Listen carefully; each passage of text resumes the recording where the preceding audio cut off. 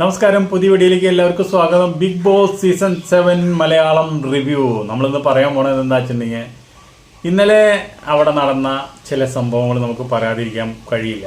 നമ്മുടെ അനീഷ് അവിടെ ഈ പൊട്ടിക്ക് വൈകിട്ടുണ്ടായ പോലെ എന്തൊക്കെയോ പറഞ്ഞു നടക്കുന്നുണ്ട്. അപ്പോൾ അവിടെ കിച്ചണിൽ പണികൾ എടുത്തുകൊണ്ടിരിക്കുന്ന ജിഷൻ പറയുന്നുണ്ട്, വെറുതെ അല്ലടാ നിന്റെ പെണ്ണ് നിന്നെ ഉപേക്ഷിച്ച് പോയത്, ഇതല്ലേ നിന്റെ സ്വഭാവം. ഇത് കേട്ടപ്പോൾ കേരളത്തിലെ പ്രേക്ഷകർ, ബിഗ് ബോസ് പ്രേക്ഷകർ ഒന്നടക്കം ചേർത്തിട്ടുണ്ടാവും. ഈ പറയുന്ന ആള് 2 ഭാര്യമാരും ഇവനെ ഉപേക്ഷിച്ച് പോയതാ. എന്നിട്ട് പിന്നെ ഇവൻ ഈ അനീഷിനെ ഇത് പറയാനായിട്ട് ഇവന് എന്താ അവകാശമുള്ളത്? അപ്പോൾ എന്താണെന്ന് വെച്ചിട്ടുണ്ടെങ്കിൽ, എന്തൊക്കെ ഉണ്ടെങ്കിലും വൈറ്റ് ഗാർഡ് നമ്മുടെ ലക്ഷ്മി വന്നിട്ട് പറഞ്ഞു, ജിഷൻ ഞാൻ പറഞ്ഞ് ശരിയല്ല കേട്ടോ, അയാളുടെ വ്യക്തിപരമായുള്ള കാര്യം, അയാളുടെ ഭാര്യയും ഭർത്താവും അവർ തമ്മിൽ പിരിയാനായിട്ട് അവർക്ക് അവരുടേതായുള്ള റീസൺ ഉണ്ടായിരിക്കും, അവരുടേതായുള്ള കാരണങ്ങളുണ്ടായിരിക്കും. അല്ലാണ്ട് വെറുതെ ഒരു ഭാര്യയും ഭർത്താവും പിരിയില്ലല്ലോ. അപ്പോൾ അത് ഇവിടെ വലിച്ചഴിക്കേണ്ട കാര്യമില്ല എന്ന് പറഞ്ഞു ലക്ഷ്മി. പിന്നെ ലക്ഷ്മിയും അവനും കൂടിയിട്ട് അങ്ങോട്ട് തുടങ്ങി വഴക്ക്. ലക്ഷ്മി വിട്ടുകൊടുത്തില്ല, പക്ഷെ ലക്ഷ്മി പറഞ്ഞതിൽ ന്യായമുണ്ട്. അപ്പോൾ അതവിടെ നിൽക്കട്ടെ. പിന്നെ ബിഗ് ബോസ് ഹൗസിൽ ഇനി അബ്കറെ ഇനി ക്യാപ്റ്റനാക്കാൻ പാടില്ല എന്ന് പറഞ്ഞുകൊണ്ടൊരു നിയമം അവിടെ പ്രാബല്യത്തിൽ വന്നിട്ടുണ്ട്. എന്താണെന്ന് എനിക്ക് മനസ്സിലാവും. ഇതെന്താ രാജവാഴ്ചയാണ്? അദ്ദേഹത്തിന് ഇഷ്ടം ഓരോ സ്റ്റെപ്പ് വരുമ്പോഴും അവർക്ക് ക്യാപ്റ്റനാവാനും മറ്റുള്ള കാര്യങ്ങൾക്കൊക്കെ അവകാശമുണ്ട്. അത് വളരെ മോശമായുള്ള ഒരു പ്രവണതയാണ്. 7ന്റെ പണിയായാലും 8ന്റെ പണിയായാലും 100ന്റെ പണിയായാലും ബിഗ് ബോസ് ഇങ്ങനെയുള്ള ചില നിയമങ്ങൾ കൊണ്ടുവരുന്നത്. എല്ലാവർക്കും ആഗ്രഹം ഉണ്ടാവില്ല, എല്ലാവരും ക്യാപ്റ്റൻസി അവിടെ അംഗീകരിക്കുന്നതാണ്. ആ ക്യാപ്റ്റൻസിയിൽ അവർക്കും വരണമെന്ന് ആഗ്രഹം ഉണ്ടാവും. അവർക്ക് ഇന്ന് ഇഷ്ടമില്ലാത്ത ആൾക്കാർ നാളെ ഇഷ്ടമുണ്ടാവാം അബ്കറിനോട്. അപ്പോൾ അതുകൊണ്ട് അങ്ങനെയുള്ളൊരു അവസരം ഒരിക്കലും അബ്കർക്ക് തള്ളിക്കളയാൻ പാടില്ല എന്നുള്ളൊരു അഭിപ്രായം എനിക്കുണ്ട്. അതെന്തായാലും ബിഗ് ബോസ് പ്രേക്ഷകർക്ക് വിട്ടുകൊടുക്കാം നമുക്ക്. പിന്നെ എന്താ വെച്ചിട്ടുണ്ടെങ്കിൽ, ജിസേല് അനു ഇവർ 2 പേരും കീരിയും പാമ്പാണല്ലോ. അവരെ 2 പേർക്കും 2 മണിക്കൂർ ജയിലിലിടാനുള്ള ഓർഡർ വന്നു. അവരെ ജയിലിൽ കൊണ്ടാക്കി. അപ്പോൾ ജിസേല് പാവം പറയുന്നുണ്ട്, ക്യാപ്റ്റനോട് പറയുന്നുണ്ട്, ബിഗ് ബോസിനോടും പറയുന്നുണ്ട്, നോക്ക് ബിഗ് ബോസേ, എൻ്റെ ഫോട്ടോ അവളുടെ കയ്യിൽ കൊടുത്ത എൻ്റെ ഫോട്ടോ അവൾ അതിനെ യക്ഷിയാക്കി വെച്ചു. 2 പല്ലൊക്കെ വരച്ചിട്ട് എന്നെ യക്ഷിയാക്കി വെച്ചു. എന്താ ബിഗ് ബോസ് ഇങ്ങനെ? ഇതൊക്കെയാണോ ഇവിടുത്തെ ഓരോ കളികൾ? ഇതൊക്കെയാണോ ഗെയിം? ഇതൊക്കെയാണോ മൈൻഡ് ഗെയിം? ഇങ്ങനെയൊന്നും ഒരിക്കലും ഞാൻ കണ്ടിട്ടില്ല എന്ന് പാവം ജിസേല് പറയുന്നുണ്ട്. അപ്പോൾ അവരതിൻ്റെ ഉള്ളിൽ കിടന്നിട്ട് കുറച്ച് തിക്കും തിരക്കും ബഹളമൊക്കെ നടക്കുന്നുണ്ട്. അതിൻ്റെ ഇടയിൽ അബ്കറും നമ്മുടെ ഷാനവാസും ഇവർ തമ്മിലാണല്ലോ, 2 മലകളാണല്ലോ ഇവർ തമ്മിൽ എപ്പോഴും ഏറ്റുമുട്ടലും കാര്യങ്ങളൊക്കെ ഉണ്ടാവണം. ഇന്നലെ ഇതുപോലെ തന്നെ ഒരു കാര്യമില്ലാത്ത കാര്യത്തിന് ഇവർ വല്ലവരെ കാര്യം പറഞ്ഞിട്ട് ഇവർ ഏറ്റുപിടിച്ചിട്ട് വഴക്കായി, നെഞ്ഞോട് നെഞ്ഞ് തമ്മിൽ ഇട്ടിയായി, കുത്തായി, അങ്ങനെ അടി നടക്കും എന്ന് പറഞ്ഞോട് കൂടിയിട്ട് ബിഗ് ബോസ് വിളിപ്പിച്ചിട്ട് അതിൻ്റെ കൺഫെഷൻ റൂമിൽ ചെന്നിരുന്നിട്ടും ഇവർ അലമ്പുണ്ടാക്കാന്നേ. അപ്പോൾ പറഞ്ഞു, നിങ്ങളോട് ഇവിടെ വഴക്കൂടാനല്ല വന്നിരിക്കുന്നത്, നിങ്ങളോട് സംസാരം നിർത്താനാണ് പറഞ്ഞത്. അബ്കർ നിർത്തോ, ഷാനവാസ് നിർത്തോ, നിങ്ങൾ സമാധാനമായി അവിടെ ഇത്തിരി നേരെ ഇരിക്കൂ എന്ന് പറഞ്ഞിട്ട് പിന്നെ ഇവർ 2 പേരും കൂടി പുറത്ത് പോയിട്ട് ഇരുന്നിട്ട് പിന്നെ ബിഗ് ബോസ് വിളിച്ച് ഒന്നങ്ങോട്ട് കുടഞ്ഞോട് കൂടിയിട്ട് പിന്നെ ഒരു ഫ്രണ്ട്സുകളായി. അബ്കർ എന്താണെന്ന് വെച്ചിട്ടുണ്ടെങ്കിൽ, ഈ ഷാനവാസിന് ഒരുപാട് അസുഖങ്ങളുള്ള ഒരു വ്യക്തിയാണ്. അദ്ദേഹത്തിൻ്റെ ഒരു അറ്റാക്ക് വന്നിട്ട് അവൻ തന്നെ പറയുന്നുണ്ട്, 10 മിനിറ്റിനുള്ളിൽ എന്നെ ആശുപത്രിയിൽ കൊണ്ടുപോയ കാരണം ഞാൻ രക്ഷപ്പെട്ടു, അല്ലെങ്കിൽ ഞാൻ മരിച്ചു പോയേനെ അറ്റാക്കായിട്ട്. അപ്പോൾ അങ്ങനെ ഒരു രോഗിയാണ്. ഇങ്ങനെയുള്ള അറ്റാക്കുള്ള ആൾക്കാർക്കൊക്കെ ഇങ്ങനെയുള്ള ബിഗ് ബോസ് ഷോകളൊന്നും വരാൻ പറ്റില്ല. എന്താ വെച്ചാൽ ടെൻഷനും അതിന് പ്രഷർ കൂടൽ, അങ്ങനെ ഹൈപ്പർ ടെൻഷൻ, ഇങ്ങനെ ഒരുപാട് പ്രശ്നങ്ങളുണ്ട്. ഇവൻ പറഞ്ഞ എൻ്റെ മക്കൾക്ക് വേണ്ടിയിട്ട് ഞാൻ വന്നതെന്ന് പറഞ്ഞിട്ട് നമുക്ക് കരയുന്നുണ്ട്. അത് കഴിയുമ്പോൾ നമുക്കും വിഷമം തോന്നും. അതൊരു വോട്ട് തട്ടാനുള്ള കരച്ചിലൊന്നല്ല അത്. ഇതിനു മുമ്പും ഷാനവാസ് കരഞ്ഞിട്ടുണ്ട്. നമ്മുടെ റെന ഫാത്തിമ പറഞ്ഞു, എന്തിനാ ചേട്ടൻ ഇങ്ങനെ ടെൻഷൻ അടിക്കുന്നത്? ചേട്ടൻ്റെ രോഗത്തിന് ഇങ്ങനെ ടെൻഷൻ അടിക്കാൻ പാടില്ലെന്ന് അറിയില്ലേ? അതിൻ്റെ ചേട്ടൻ തന്നെ ഇങ്ങനെ എല്ലാവരോടും വഴക്കൂടി ടെൻഷൻ അടിച്ച് എല്ലാ കാര്യത്തിലും ഇടപെടേണ്ട കാര്യം എന്താ എന്ന് ചോദിക്കുന്നുണ്ട്. അത് സത്യ കുട്ടി ചോദിച്ചത്. അപ്പോഴും അവൻ കരഞ്ഞു, നാപ്കിനും കൊണ്ട് അവൻ കണ്ണ് തുടച്ചു. ഇവതൊക്കെ ഉണ്ടെങ്കിലും ആളൊരു സാധുവാണ്. പക്ഷേ ഇവനെന്ന് വെച്ചിട്ടുണ്ടെങ്കിൽ സീരിയലിൽ ഇവനെ എല്ലാവരും അവോയ്ഡ് ചെയ്തു. സീരിയലിൽ അവന് കിട്ടുന്നില്ല. കുറച്ച് മൂപ്പര് അഹങ്കാരമുണ്ട്, തലക്കനം. ഇപ്പോൾ കുറച്ച് 1-2 സീരിയലൊക്കെ നല്ല ക്യാരക്ടർ കിട്ടി. ഇനിയിപ്പോൾ സീരിയൽ ലോകം ഇവനില്ലാണ്ട് ഇനി ഉണ്ടാവില്ല എന്നുള്ളൊരു തോന്നൽ, ഒരു പല്ലിയുടെ സ്വഭാവം വന്നു. അതോടുകൂടിയിട്ടാണ് മൂപ്പർക്ക് സീരിയൽ രംഗത്തുള്ളവർ ആരും വിളിക്കാണ്ടായി. പിന്നെ ഈ പുതുമുഖങ്ങളെ കുത്തൊഴുക്കും കൂടി അയാളോട് കൂടിയിട്ട് മൂപ്പർക്ക് വലിയ ചാൻസ് ഒന്നുമില്ല. ഒരു വീട് പോലും മൂപ്പര് പണിതരില്ല എന്നുള്ളതാണ് ഇത്ര ആളായിട്ട്. അപ്പോൾ അതിനൊക്കെ കൂടി താങ്കൾക്കൊക്കെ കൂടിയിട്ട് വേണ്ടി ഈ രോഗം വെച്ചതിൻ്റെ ഉള്ളിൽ വന്നോക്കുന്നത്. എന്നാൽ പിന്നെ അതിനനുസരിച്ച് നിന്നാൽ പോരെ. എന്തിനാ ഈ അബ്കറിനോട് കിടന്ന് ഏറ്റുപിടിക്കാൻ നിൽക്കുന്നത്? അബ്കർ നല്ല ഗെയിമറാണ്, അത്യാവശ്യമായിട്ട് എല്ലാവരോടും സംസാരിക്കും, അന്തസ്സായി സംസാരിക്കും. എന്താ വെച്ചിട്ടുണ്ടെങ്കിൽ അബ്കർ ഒന്നും പിന്നത്തേക്ക് വയ്ക്കില്ല. ഇനിയിപ്പോൾ പുറത്ത് പോയാലും കുഴപ്പമില്ല എന്ന് വെച്ചിട്ട് മൂപ്പരൻ്റെ കളി കളിക്കുന്നത്. അപ്പോൾ അതവിടെ ആവശ്യമാണ്. ആ ഗെയിമാണെന്ന് മനസ്സിലാക്കിയിട്ട് ഷാനവാസിനും മിണ്ടാണ്ടിരുന്നാൽ പോലെ. അപ്പോൾ അങ്ങനെ ഒരു കാര്യം എന്തായാലും രണ്ടുപേരും കൂടി സ്നേഹമായാൽ നമുക്ക് ഒരുപാട് സന്തോഷമുണ്ട്. അപ്പോൾ അതുകൊണ്ട് അതങ്ങനെ തന്നെ പോട്ടെ. ഷാനവാസിന് ഒരുപാട് രോഗങ്ങളുള്ളതാണ്. ഷുഗർ ഉണ്ടാവും, പ്രഷർ ഉണ്ടാവും, അറ്റാക്കിനെ മരുന്ന് കഴിക്കണം, ഒരു 10 ഗുളികയെങ്കിലും ആൾ കഴിക്കുന്നുണ്ടാവും. അത് ഷാനവാസിന് അതിൻ്റെ വഴിക്കേണ്ട വീടാണ്. ഒരു വീട് പണിയാളെ കാശ് കിട്ടണമെങ്കിൽ കിട്ടട്ടെ.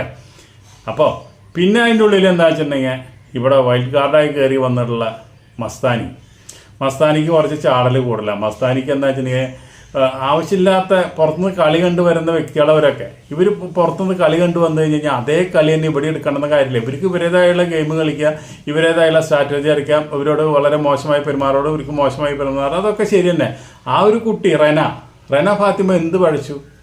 അതവിടെ ഇരിക്കുന്നത്, അത് ചെറിയ കുട്ടി, അതെല്ലാത്തിനും എല്ലാ കാര്യങ്ങളും ഇടപെടുന്നുണ്ട്. അവൾക്ക് ഗെയിമില്ല, അവൾ കളിക്കുന്നില്ല, അവൾ സ്ട്രാറ്റജി ഇനി മറ്റേതാണ് മറിച്ചാണെന്നൊക്കെ പറഞ്ഞിട്ട് ആവശ്യമില്ലാണ്ട് വായി തോന്നി കോതിക്ക് പാട്ടെന്ന് പറഞ്ഞാൽ പറയാമെന്നൊക്കെ പറഞ്ഞിട്ട് അതൊന്നും ഒരു അർത്ഥമില്ല.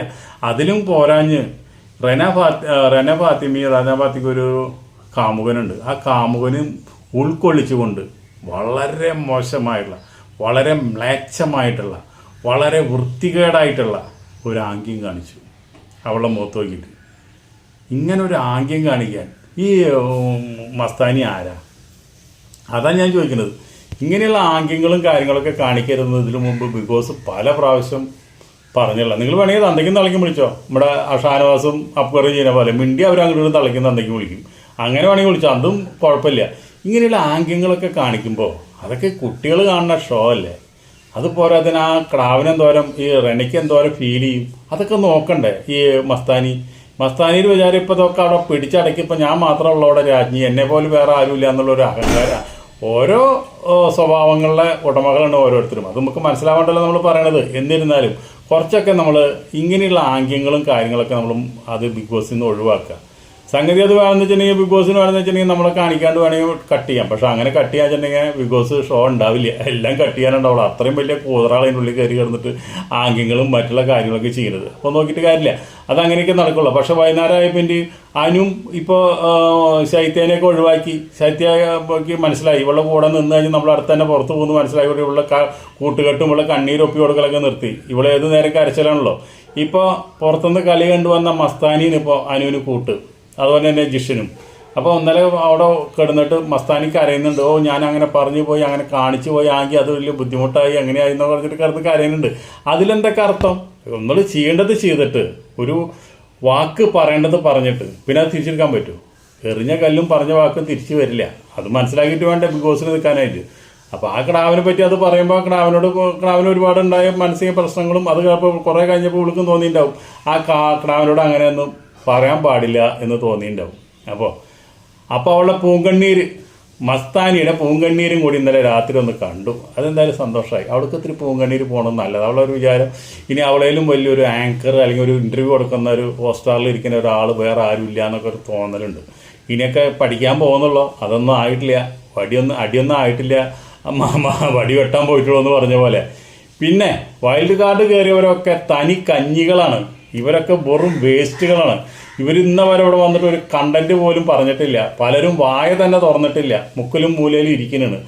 ഇങ്ങനെ പറഞ്ഞു നമ്മുടെ അനീഷ്. ചില നേരത്തെ അനീഷ് ചില സത്യങ്ങൾ വിളിച്ച് പറയും, അതൊക്കെ ഇങ്ങനെയുണ്ട്. പക്ഷേ സത്യങ്ങളിലെ കൂടെ മൂപ്പരുകളെ മണ്ടത്തരങ്ങളും പറയും. ഇന്നലെ തന്നെ പറയുന്നത്, ഞാൻ ഇവിടെ ബിഗ് ബോസിൽ വന്ന അന്ന് മുതൽ ഇരിക്കുന്ന എൻ്റെ ഒരു സീറ്റുണ്ട് ഈ മൂലയ്ക്കൽ. ആ മൂലയ്ക്കലെ സീറ്റിൽ ഇതേ 100 കയറിയിരിക്കുന്നത്. അവരെന്നെ കളിയാക്കാൻ വേണ്ടി മാത്രമാണ് അവർ ഒരുമിച്ചിരുന്ന് പറഞ്ഞ ആൾക്കാർ ഇപ്പോൾ 2 സ്ഥലത്തായിരിക്കുന്നത്. എനിക്ക് എൻ്റെ സീറ്റ് വേണം, എനിക്ക് എൻ്റെ സീറ്റ് വേണം, എനിക്ക് എൻ്റെ സീറ്റ് വേണം, ബിഗ് ബോസേ എനിക്ക് എൻ്റെ സീറ്റ് തരൂ, ഞാൻ സീറ്റ് തന്നില്ലെങ്കിൽ ഞാനിപ്പോൾ ഇവിടെ തല തല്ലി ചാവും എന്ന് പറഞ്ഞു. ബിഗ് ബോസിൻ്റെ ഓർഡർ വന്നു, അനീഷ് ഇവിടെ ഒരാൾക്കും ഒരു സീറ്റും സ്ഥിരമായിട്ടില്ല, നിങ്ങൾക്ക് കിട്ടിയ സീറ്റിൽ നിങ്ങൾ ഇരിക്കുക, നിൽക്കണ്ട അവിടെ കേട്ടോ പറഞ്ഞു. അതോടെ അനീഷ് വേഗം പോയിട്ട് ഏതോ മൂലക്കലിരുന്നു. അതൊക്കെ ബിഗ് ബോസിൻ്റെ റൂൾസ് ഉണ്ട്. ബിഗ് ബോസിൻ്റെ ഓരോ സ്ഥലങ്ങളൊക്കെ ആർക്കെങ്കിലും പതിച്ചു കൊടുത്തിട്ടുണ്ടോ? അവർ വാടകയ്ക്ക് എടുത്തിട്ട് മാറാമ്പല കൂട്ടുകൂടുന്ന പോലെ വലിച്ചു കെട്ടിയ സ്ഥലത്ത് എനിക്ക് എൻ്റെ സ്ഥലത്ത് ഞാൻ ഇരിക്കുള്ളൂ എന്നൊക്കെ പറഞ്ഞാൽ എന്താ അർത്ഥമുള്ളത്? അപ്പം അങ്ങനെ ചില മണ്ടത്തരങ്ങളും മൂപ്പര് പറയുന്നുണ്ട്. അതങ്ങനെ ഇരിക്കട്ടെ. ഇവൻ പറഞ്ഞതിലൊരു കാര്യം ശരിയാ. എന്താ വെച്ചാൽ വൈൽഡ് കാർഡുകൾ പോക്ക കൂത്രകളാണ്. ഈ ജിഷനെ എടുത്ത് നോക്കിക്കോ, മസ്താനി എടുത്ത് നോക്കിക്കോ, ലക്ഷ്മിനെ എടുത്ത് നോക്കിക്കോ, വേറെ 2 എന്നില്ല, പേര് പോലും നമ്മൾക്ക് ഓർമ്മയില്ല കേട്ടോ. ഒരു ഫുട്ബോൾ ബ്ലോഗറാണ് തിരുവനന്തപുരത്തെ. എന്തെന്നാണ് അവളുടെ ഒരു പേരുണ്ട്, ഓർക്കൂട്ട് ഫുഡാണ്. ആ ഒരു എലിമ്പനെ എന്തിനാ ബിഗ് ബോസ് ഇതിൽ കൊണ്ടുവന്നത്? ബിഗ് ബോസിന് കണ്ണ് പറ്റാണ്ടിരിക്കാൻ കൊണ്ടുവന്ന് വെച്ചിരിക്കുന്ന കോലമാണോ ഇവരൊക്കെ? വേറെ ഒരുത്തുണ്ട്, അവന് ഇന്നവരെ മിണ്ടിയിട്ട് ഞാൻ കണ്ടിട്ടില്ല. ഇങ്ങനെയുള്ള ഓരോ സാധനങ്ങളൊക്കെ എവിടെ നിന്ന് കിട്ടണം? എത്രയോ നല്ല ബിഗ് ബോസ് കളിക്കാർക്ക് കണ്ടിട്ട് എത്ര ആഗ്രഹം ഉണ്ടായിട്ട് നന്നായി കളിക്കുന്ന എത്ര ആൾക്കാർ പുറത്തു നിൽക്കുമ്പോൾ ഈ എലമ്പനെ ഇതിൻ്റെ ഉള്ളിൽ കൊണ്ടുവച്ചിട്ട് വല്ല കാര്യമുണ്ടോ? അപ്പോൾ ഇന്ന് വരെ മിണ്ടിയിട്ടുണ്ടോ? ഇവന് മിണ്ടാൻ അവതുണ്ടോ? ഇപ്പം വല്ല ഫുഡുണ്ടാക്കണ സ്ഥലത്തുള്ള ആൾക്കാരൊന്നും ഇങ്ങോട്ട് കൊണ്ടുവയ്ക്കരുത്. അവർക്കൊന്നും വായിലെ നാക്കില്ല. അല്ലാണ്ട് തന്നെ എത്ര വ്ളോഗ് ചെയ്യുന്ന എത്ര ആൾക്കാർ നിങ്ങൾക്ക് കിട്ടാനുണ്ട്. നിങ്ങൾ തനി വേസ്റ്റ് ആട്ടെ ചില നേരത്തെ ബിഗ് ബോസ്. നിങ്ങൾക്ക് ആൾക്കാരെ സെലക്ട് ചെയ്യുന്ന കാര്യത്തിൽ നിങ്ങൾ വളരെ വീക്കാണ്. അതുകൊണ്ടാണല്ലോ ഈ സീസണിൽ കംപ്ലീറ്റ് നടക്കുന്നത്. പ്രേമോ അല്ലെങ്കിൽ ഈ ഉമ്മ വയ്ക്കലോ മറ്റുള്ള കാര്യങ്ങളൊന്നുമില്ല. ഇവർ പറയണ ഭാഷ എന്താണ്? തനി തറ ഭാഷയിൽ ഇവർ ഉപയോഗിക്കുന്നത്. അപ്പോൾ ഇതൊക്കെ ഇനി ബിഗ് ബോസിന് പറ്റുള്ളൂ. ഇങ്ങനെയുള്ള ഓരോ രണ്ടെണ്ണത്തിന് 4-5 വരിയായിട്ട് കയറ്റിയിട്ടുണ്ട്. പിന്നെ ഒരു സന്തോഷം നമുക്കുള്ളത് എന്താണെന്ന് വെച്ചിട്ടുണ്ടെങ്കിൽ അനു എന്ന് വിളിക്കാൻ നല്ലത്. ഈ മോള് എന്തിനാണ് ഈ മോളെന്ന് കയറ്റി വിളിക്കുന്നത്? മോഹൻലാൽ പോലും മോളെന്ന് വിളിക്കുന്നത് എനിക്ക് ഇഷ്ടമല്ല. 30 വയസ്സൊക്കെ കഴിഞ്ഞ് കഴിഞ്ഞാൽ പിന്നെ ചേച്ചി അല്ലെങ്കിൽ അമ്മായി അല്ലെങ്കിൽ ആൻറ്റി എന്നൊക്കെ നമ്മൾ വിളിക്കണം. അതോടെ ഇരിക്കട്ടെ. ഇപ്പോൾ ഇപ്രാവശ്യം എന്തായാലും മോഹൻലാൽ വരുമ്പോൾ അനു പുറത്ത് പോകും. അത് 100% സത്യമാണ്. അതിലേക്കുള്ള കാരണങ്ങളും മറ്റുള്ള കാര്യങ്ങളൊക്കെ ഞാൻ വേറൊരു വീഡിയോ ആയിട്ട് ഇടുന്നുണ്ട്. അതിൻ്റേതായുള്ള എല്ലാ കാര്യങ്ങളും എനിക്ക് റിപ്പോർട്ട് കിട്ടിയിട്ടുണ്ട്. അതുകൊണ്ട് അതിൻ്റെ ഒരു വീഡിയോ പ്രൈവറ്റായിട്ട് ഇടുന്നുണ്ട്. അതുമല്ല, പ്രൈവറ്റ് അല്ലടാ, പബ്ലിക്കായിട്ട് ഇടുന്നുണ്ട്. അപ്പോൾ ഇതെന്താണെന്ന് വെച്ചിട്ടുണ്ടെങ്കിൽ അനുമോള് ഇവിടെ നിന്ന് നാട്ടുകാർ വോട്ട് ചെയ്തിട്ട് ഇവൾക്ക് പുറത്തു പോകാൻ പറ്റില്ല. ഇവൾ ലാസ്റ്റ് ടോപ്പ് 5 വരെ വരും. അങ്ങനത്തെ ഒരു പുളിയുറുമ്പ അവള്. അപ്പോൾ എന്തുണ്ടാവണം? ഇങ്ങനെ ഒരു പ്രശ്നം ഉണ്ടാക്കിയിട്ട് ലാലേട്ടൻ വന്നിട്ട് ഇവിടെ പുറത്താക്കണം. അതിനുള്ള എല്ലാ സാഹചര്യങ്ങളും ഒത്തു വന്നു.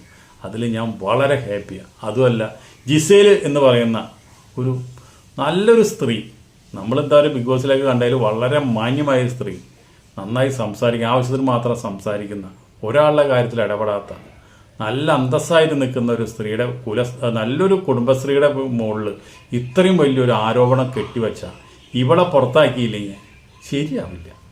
ഇതിലേക്കുള്ള കാരണങ്ങളും അതിൻ്റെ തെളിവുകളൊക്കെ ഞാൻ പിന്നെ പറയാം. ഇപ്പം തന്നെ 12 മിനിറ്റ് ആയി വീഡിയോ. അപ്പോൾ അതുകൊണ്ട് നീണ്ടുപോയാൽ നിങ്ങൾക്കും ബോറടിക്കും, എനിക്കും ബോറടിക്കും. അപ്പോൾ നമുക്ക് അടുത്ത വീഡിയോയിൽ വീണ്ടും കാണാം. അതുവരെ നിങ്ങളെല്ലാവരും സബ്സ്ക്രൈബ് ചെയ്യുക, ഷെയർ ചെയ്യുക, അതുപോലെ തന്നെ കമൻ്റ് ഇടുക. എല്ലാ പണ്ടാരങ്ങളും നിങ്ങൾ ചെയ്യുക. നിങ്ങൾക്കൊരു തേങ്ങി നഷ്ടപ്പെടാനില്ല ഇതൊക്കെ ചെയ്യുന്നതുകൊണ്ട്. നിങ്ങൾക്ക് അതിനൊരു ചിലവും ഇല്ല. അപ്പോൾ എന്ത് തേങ്ങയെങ്കിലൊക്കെ ചെയ്യും നിങ്ങൾ. ഓക്കെ, എല്ലാവരും ഓണൊക്കെ വരാൻ പോണ്. അപ്പോൾ അതുകൊണ്ട് എല്ലാവരും അടിപൊളിയായിട്ട് ഓണം ആഘോഷിക്കുക. ഓണത്തിന് കാണാൻ പറ്റിയ കുറച്ച് പടങ്ങളൊക്കെ ഉണ്ട്. നിങ്ങൾ ഓടും കുതിര ചാടും കുതിര എന്ന് പറഞ്ഞ സിനിമയുടെ അതിലത്തേക്ക് നിങ്ങൾ പോകരുത്. അത് സിനിമയല്ല, അതൊരു ടെലിഫിലിമാണ്. അതുപോലെ തന്നെ ഇപ്രാവശ്യത്തെ ഓണം നമ്മുടെ കല്യാണി തൂക്കി എന്ന് വേണമെങ്കിൽ പറയാം. എന്താ അഭിനയം! കാലയ്ക്ക് പൊളിച്ചു. മോഹൻലാലൊന്നും ഒന്നുമല്ല, മോഹൻലാലിൻ്റെ പടമൊന്നും ഒന്നുമല്ല അതിൻ്റെ മുമ്പിൽ. ഇനി എത്ര കോടി രൂപ കളക്ട് ചെയ്യുന്നു മാത്രം ചിന്തിച്ചാൽ മതി. ഒരു പ്രാവശ്യം കണ്ടു, ഒരു പ്രാവശ്യം കാണണം, അത് കഴിഞ്ഞ് ഒരു പ്രാവശ്യം കാണണം, അത് കഴിഞ്ഞ് ഒരു പ്രാവശ്യം കാണണം. എനിക്ക് നടിമാരിൽ ഏറ്റവും ഇഷ്ടം ഇപ്പോൾ കല്യാണിനെയാണ്. കല്യാണി സൂപ്പർ നായിക, ഒരു അഹങ്കാരമില്ലാത്ത, പ്രിയദർശൻ്റെ ഒരു ഭാഗ്യമാണ്, ലിസിയുടെ ഒരു ഭാഗ്യമാണ് ഈ കല്യാണി. ഒരു അഹങ്കാരമില്ലാത്ത, ഒരു സാധാരണ പെണ്ണിനേക്കാളും അഹങ്കാരം കുറഞ്ഞുള്ള സുന്ദരിയായ നമ്മുടെ കല്യാണിക്കായിരിക്കട്ടെ ഈ ഓണക്കാലത്ത് എൻ്റെ ലൈക്ക്. ബൈ.